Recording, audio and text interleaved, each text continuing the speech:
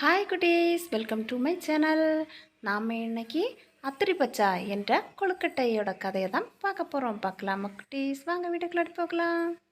ஒரு சின்ன ஊர்ல ஒரு வியாபாரி இருந்தான். அவனுக்கு பக்கத்து ஊர்ல பெண்ணை எடுத்து திருமணம் செய்து வச்சாங்க. வியாபார விஷயமா அவன் வெளியூர் போயிருந்தான். திருமணம் முடிஞ்சு பல நாள் ஆகியும் அவனால தன்னோட மாமியார் வீட்டுக்கு விருந்துக்கு போக முடியல. ஒரு நாள் அவன் வியாபார வேலை முடிச்சு மாமியார் வீட்டுக்கு போனான். மாமியார் அரியர் அவன நல்லா வரவேற்பு. அவன் கடைசியா சாப்பிட்ட கொழுக்கட்டை அவனுக்கு ரொம்ப பிடிச்சிருந்தது. மனைவி இதுவரை அவனுக்கு அந்த மாதிரி கொழுக்கட்டையை செஞ்சு தந்ததில்லன்னு சொன்னான். விருந்து முடிஞ்சு வீட்டுக்கு வந்தவன் அந்த கொழுக்கட்டையோட பேர மறந்து வழியில வாய்க்கால குதிக்கும்போது அத்ரி பாச்சான்னு சொல்லிட்டான். அப்புறம் அந்த பேரையே மறக்காம மனைவியிட்ட ஆத்ரி பாச்சா செஞ்சு தர சொன்னான். மனைவிக்கு ஒன்னும் புரியல. கணவன் அவளை அடிக்கவும் செய்தான். அவன் அம்மா வந்து பார்த்தா அவன் கண்ணம் கொழுக்கட்டை மாதிரி வீங்கியிருந்தது.